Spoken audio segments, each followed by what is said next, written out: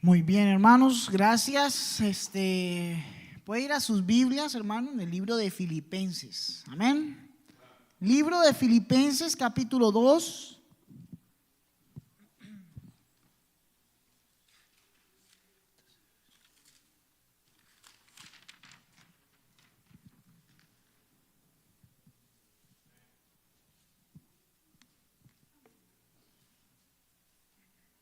Filipenses capítulo 2, vamos a leer los siguientes versículos.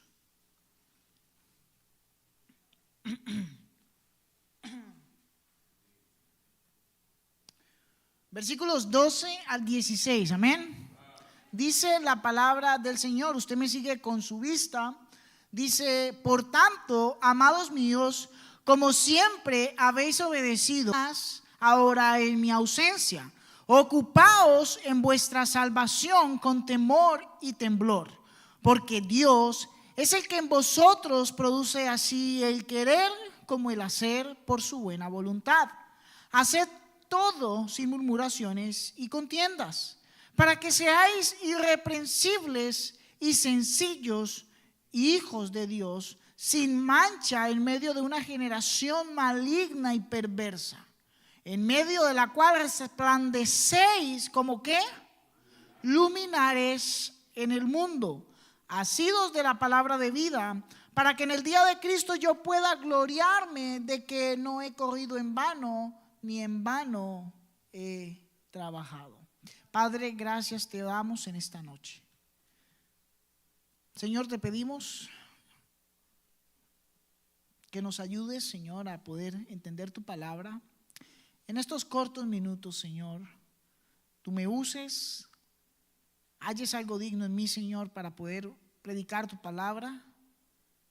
Que nos permita, Señor, tener nuestros sentidos atentos a tu palabra y llevarnos algo de ella, Señor.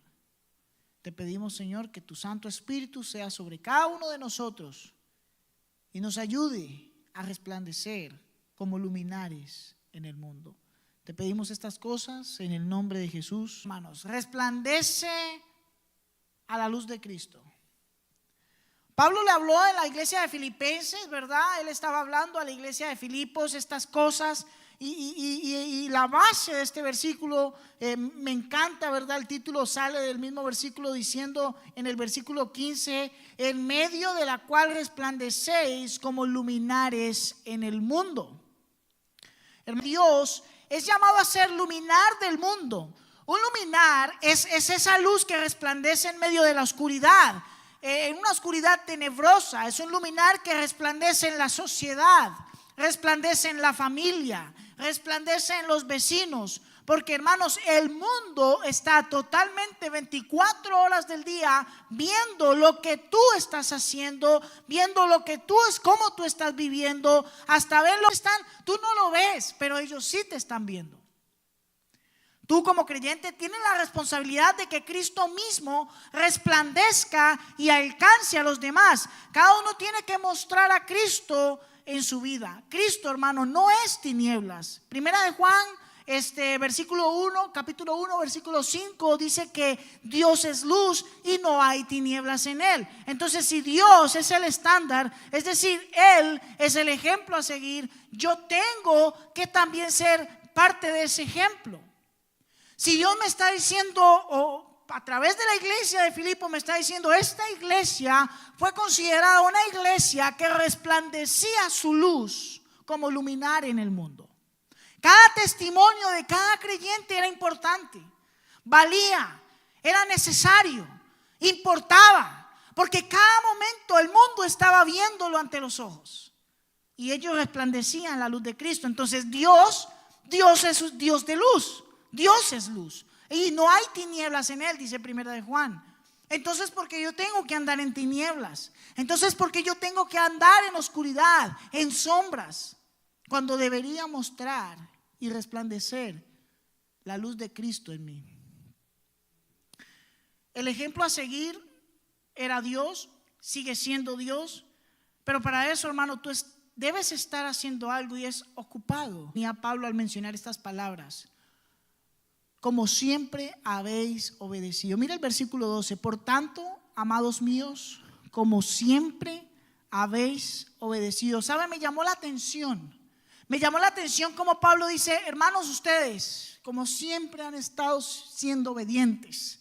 Los cristianos a los que Pablo hablaba eran aquellos que se mantenían en un estándar de obediencia completa delante del Señor. Jesús mismo nos dejó el ejemplo, aún en este mismo capítulo. Si usted mira el versículo 8, dice que estando Jesús en la condición de hombre, se humilló a sí mismo, haciéndose obediente hasta la muerte y muerte de cruz. Entonces Cristo viene a ser el más grande ejemplo que tú y yo podemos imitar para que nosotros podamos ser luminares en el mundo. Entonces los cristianos del primer siglo, los cristianos de Filipos entendieron, dice: hey señores, Cristo mismo se humilló, bajó de su poderío, de su gobierno, del lugar celestial, se humilló. Porque al hacerse carne, al hacerse humano, se humilla él mismo, y al hacerse tan pequeño, tan humillante como un hombre, entonces vino a ser el más grande ejemplo de obediencia.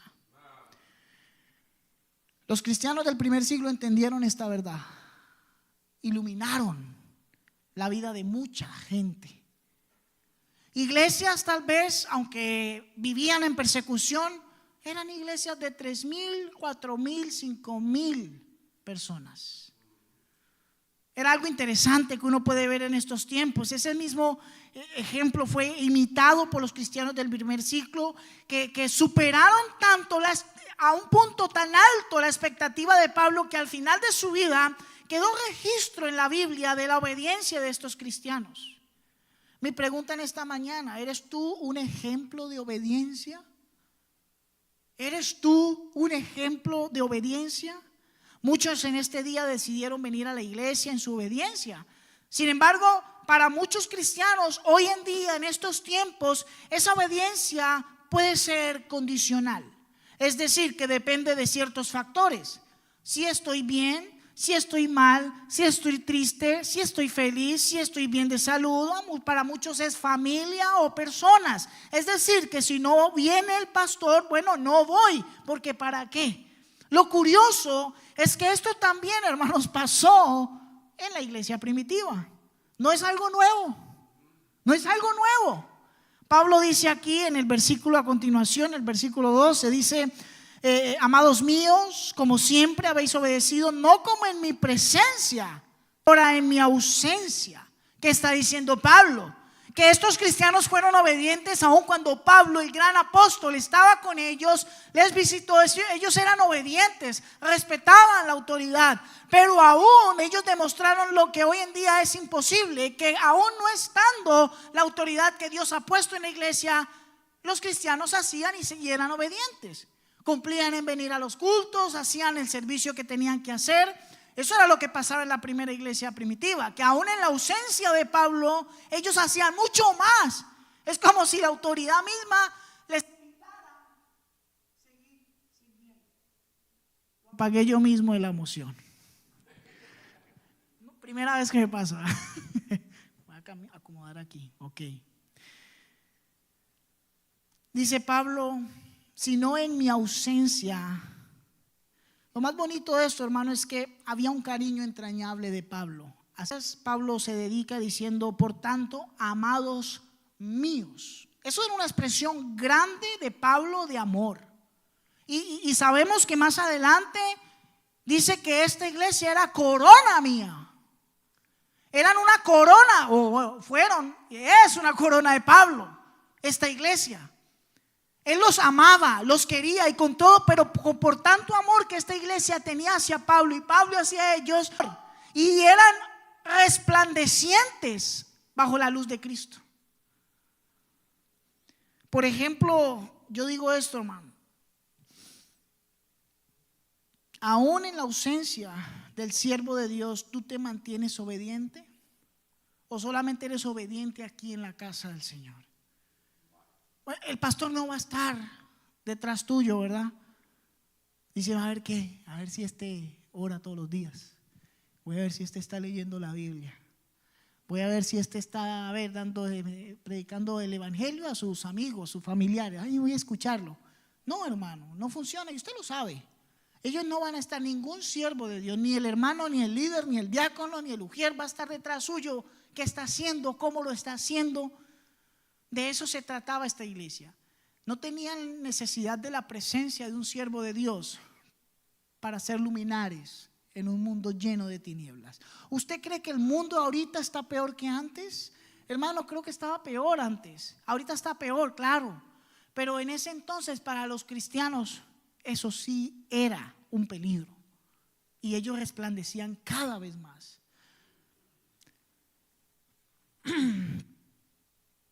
Por ejemplo, tú, hermano mío, hermana mía, ¿estás realmente agradando a Dios? ¿Buscas a Dios al levantarte? ¿Buscas a Dios al acostarte? ¿Estás guardando su palabra? Porque recuerda, memorizar versículos es una práctica, una de las prácticas de guardar su palabra. La pregunta mía es, ¿qué tú estás haciendo para mantener esa obediencia? ¿Qué estamos haciendo como iglesia para demostrar al mundo que somos obedientes a Cristo? ¿Cómo puedo yo entonces resplandecer mi luz cada vez? Es una pregunta que podemos hacernos, pero que la respuesta está aquí en la Biblia, hermano. Pablo entonces dice, ustedes cristianos han sido luminares en el mundo. Hermano, ser luminar, ser luz, resplandecer requiere un esfuerzo. No es fácil, pero requiere un esfuerzo mayor en agradar a Dios. Por eso mismo, hermano, yo creo que Pablo fue claro y mencionó algunas cosas que usted va a encontrar en este versículo. Me gustaría entrar en detalle a detalle de lo que Pablo está diciendo aquí, pero creo que voy a enfocarme en una. Si me da el tiempo mencionaré las otras, pero lo primero que Pablo me menciona aquí y en el versículo 12 es lo siguiente. Dice, por tanto, amados míos, como siempre habéis obedecido, no como en mi presencia solamente, sino mucho más en mi ausencia. Lo primero que Pablo dice a continuación es esto: ocupaos en vuestra salvación. ¿Con qué? Con temor y temblor. Ahí me voy a enfocar en estos minutos, hermano. No voy a extenderme el día de hoy, ¿ok? Espero en el Señor. Pero no quiero abundar mucho más, pero sí quiero que usted sea claro. ¿Cómo usted puede empezar a iluminar más la luz de Cristo? Pablo entonces dice, ocúpate de tu salvación. ¿De qué Pablo está hablando aquí? Yo le voy a dar un ejemplo básicamente. Este pasaje muchas veces es mal interpretado, ¿verdad? Porque está diciendo que tú tienes que hacer obras, que tienes que trabajar, ocuparte en tu salvación para que no la pierdas. Pero no es lo que Pablo está hablando aquí. Vamos a aclarar un poco más esto. Yo te voy a dar un ejemplo. Por ejemplo, imagínate que yo te estoy, yo no, a ti te regala una persona, te regala una casa muy linda, y tú vas a recibir esa casa. Tú no tienes un peso, tú vas a recibir esa casa, vas a vivir en esa casa, ¿ok? Él te va a dar una buena casa, te la va a regalar, pero él te dice, mira, el precio de esa casa es que yo tuve que sacrificar a mi hijo, ¿ok? Él probablemente perdió a su hijo, y por causa de perder a su hijo, él tuvo esa casa y él te dio esa casa a ti. Ok, tú ya tienes la casa. Pero el problema es que con el tiempo tú vas a necesitar limpiar esa casa. ¿Por qué? Porque las casas se ensucian, ¿verdad? Las casas se desordenan si uno no las arregla. Las casas se vuelven feas. Entonces la casa con el tiempo empieza a tener desorden, mugre, y hay que limpiarla y hay que ponerla en orden. Entonces esa misma persona que te regaló esa casa te compra el trapero, te compra la aspiradora, te compra la escoba, te compra el producto de aseo, te compra el cloro, te compra el fabuloso, te compra la esponja, el de limpiar polvito, te compra todas esas cosas. Tú ya tienes todo para limpiar, y encuentra entonces la casa sucia y desordenada. Si él ya le dio todo, él ya te dio todo. ¿Sabe qué es lo bonito aquí, hermano? En el inglés, yo no soy americano, ¿verdad? No soy muy alto en el inglés. Dijo el hermano, perdóneme mi pronunciación americana, pero Cuando uno estudia, es una práctica buena que cuando uno estudia la Biblia, ver otras versiones, a veces aclara un poco más alguna verdad bíblica. Y el inglés lo hace aquí. En este pasaje al final dice en inglés, menciona la palabra work out. Y lo curioso es que no se puede hacer work out something si alguien no ha hecho work in first. ¿Sí me hago entender? Básicamente lo que Dios ha hecho en tu vida, lo que Dios ha hecho en tu vida, mostrar el trabajo interno a algo externo. Dios ha hecho un cambio en tu vida interno y lo que Él te está diciendo aquí es: muestra ese cambio interno. Work out. Pero primero tuvo que haber un work in first. Alguien trabajó primero adentro para que tú muestres afuera. Eso es ocuparte en la salvación. Lo que Dios ha hecho en tu vida fue algo maravilloso, fue algo milagroso, fue apreciado por muchos, hermanos. Ustedes recuerdan la vida de los profetas en el Antiguo Testamento. Lo bonito de los profetas es que cuando un profeta recibía el mensaje de parte de Dios, ellos transportaban el mensaje al pueblo de Dios y decían: pueblo de Dios, este es el mensaje de salvación. Pero ¿sabe qué era lo curioso? Que ni ellos lo entendían.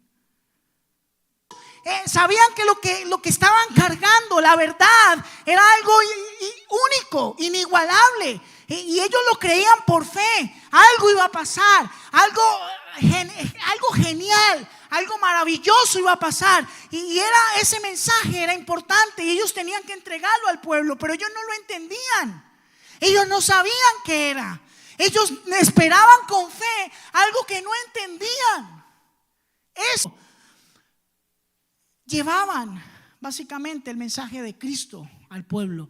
No era resplandeciente, no era algo que se mostraba claramente. Pero después vino la época de la gracia, vino el Señor y vino lo que vamos a celebrar ahora. Es que es algo maravilloso, hermano.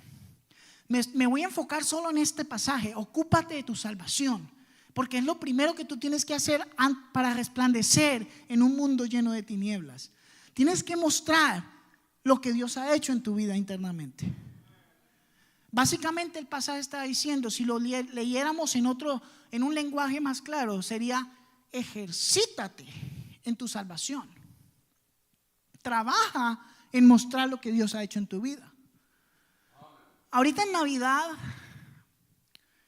me gusta mucho leer estos pasajes en Navidad porque es maravilloso, hermano. Que después de 400 años de silencio, Dios se pronuncia, ¿verdad? Y empieza entonces, eran años donde Dios no habló.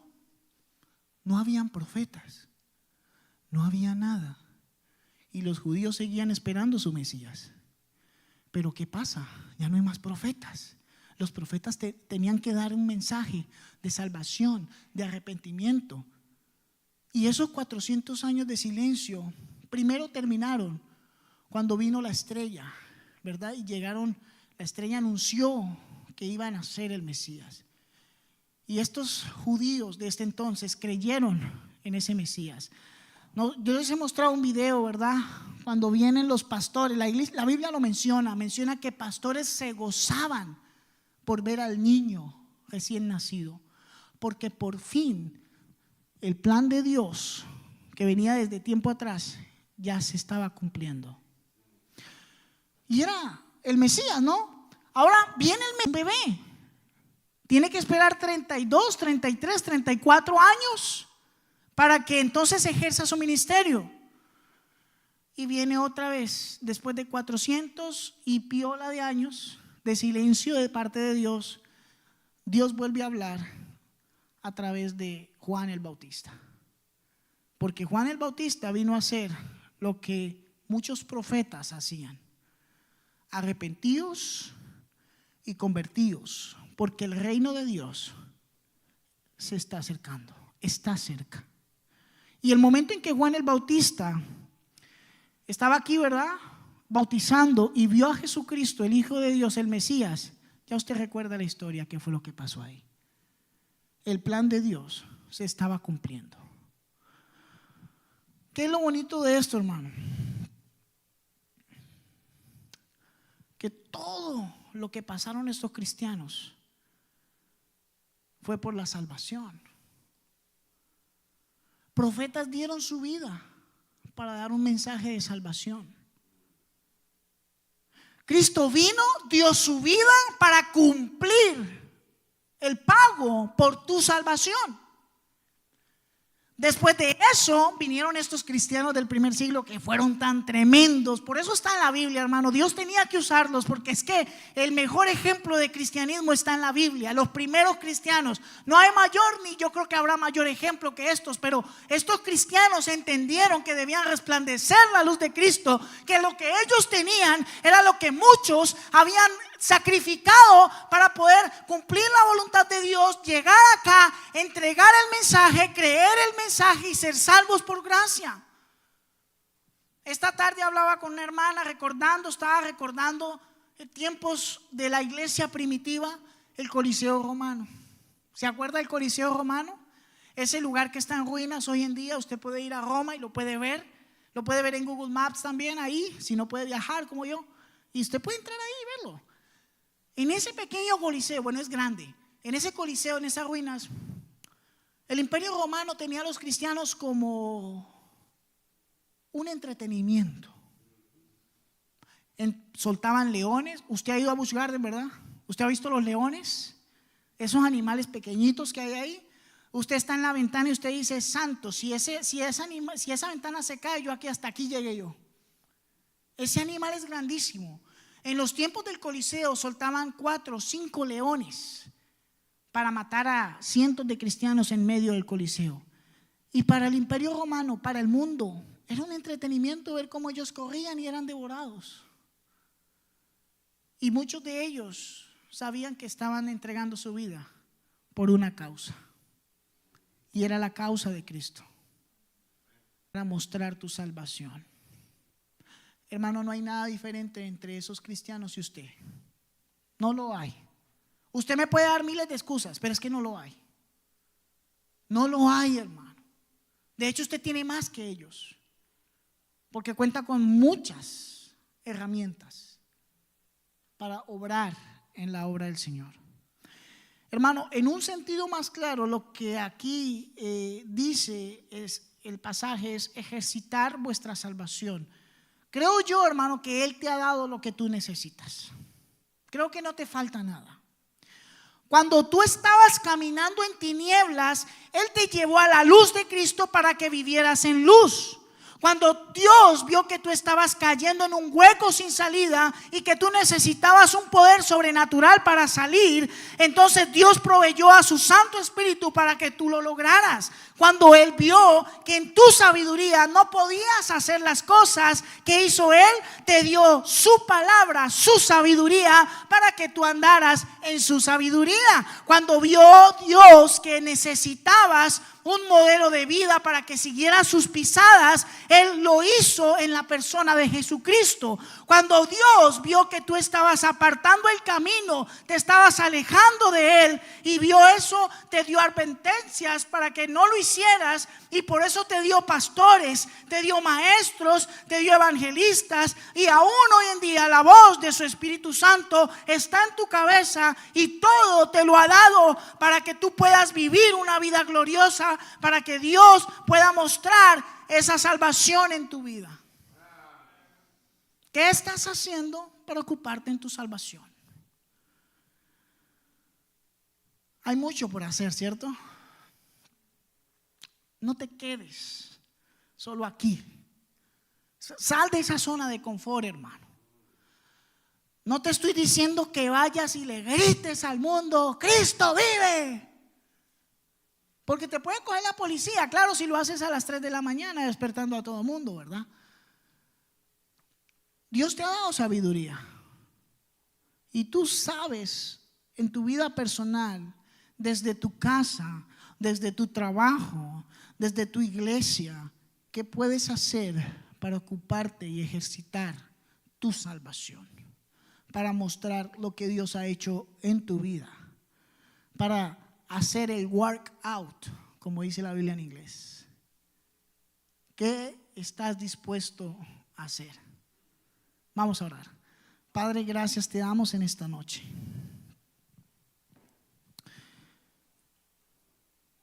Señor, tú has hecho mucho en nuestra vida personal y muchos de nosotros hemos hecho poco para mostrarlo.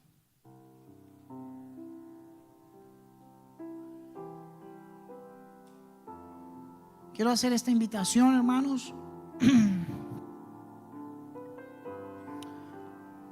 Amigo, amiga, hermano, hermana. Pablo está hablando aquí de un trabajo interno que Dios ha hecho en la vida de cada cristiano.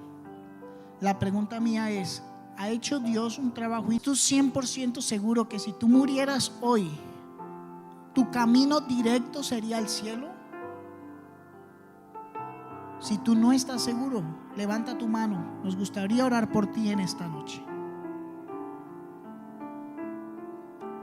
Ningún ser humano tiene los días asegurados en este mundo. Y si Dios no ha hecho ese trabajo interno aún, probablemente tú no se lo has permitido. Mi pregunta nuevamente es, ¿has aceptado tú a Cristo en tu corazón y estás 100% de seguro que vas a ir al cielo? Si no es así, me gustaría orar por ti. Levanta tu mano.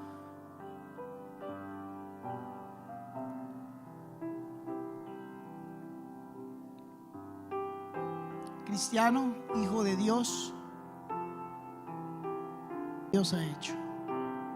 Y usted es responsable de mostrar lo que Dios ha hecho en su vida.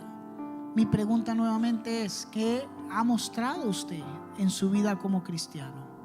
¿Qué está dispuesto a usted a hacer en su vida como cristiano para mostrar y resplandecer la luz de Cristo? Dile tú ahí al Señor, pídele al Señor, Señor, yo no sé si yo lo he hecho. O Señor, quiero mostrar más tu luz. Si tú eres uno de esos cristianos que simplemente no se ha decidido a mostrar 100% la luz de Cristo, hoy es el momento para que tú le pidas al Señor que su Santo Espíritu obre aún más para mostrar el cambio que ha hecho en tu vida. Cristiano, hijo de Dios, tienes un campo maravilloso alrededor tuyo, tienes una familia que alcanzar, tienes una ciudad, un pueblo, un vecindario, amigos que tú puedes alcanzar solamente si tú resplandeces la luz de Cristo, solamente mostrando el cambio que Dios ha hecho en tu vida. ¿Qué tan dispuesto estás tú de seguir dándole a Cristo lo mejor y mostrar lo que Dios ha hecho en tu vida? Padre, gracias, Señor, te doy en esta noche. Gracias te doy por el privilegio que me has dado de presentar tu palabra. Oh Dios Santo, todos aquí en esta noche sabemos que hemos fallado en alguna área donde no hemos podido ser los hijos obedientes que deberíamos ser. Señor, ayúdanos a mostrar tu salvación. Señor, ayúdanos a mostrar esa obediencia a ti, Señor. Permítenos resplandecer más como luminares en este mundo. Ayúdanos, Señor, a servir más, a trabajar más, a obrar más para ti, Señor. A perder el miedo, a hablarle a alguien de que Cristo puede salvar su vida. A hacer buenas obras para mostrar la luz de Cristo. Señor, ayúdanos a tomar ese compromiso en serio, especialmente en esta Navidad que va a empezar, Señor, donde muchas familias se reúnen y puede ser la mejor oportunidad para alcanzar y mostrar la luz tuya, Señor. Gracias, mi Dios, te damos en esta noche. Bendícenos en el resto de noche. Bendice el tiempo de comunión a continuación. Permite descansar a aquellos que quieren ir a descansar y glorifícate y muéstrate en nuestra vida. Te lo pedimos en el nombre de Jesús. Amén y amén. Bien, hermano, solo el poder de Dios. Vamos a entonar. Todos de pie. Solo el poder de Dios puede cambiar tu ser. La prueba yo te doy. Él me ha cambiado a mí. ¿No ves que soy feliz sirviendo al Señor? Nueva criatura soy, nueva soy. Hermano Ángel, ¿puedes orar por nosotros?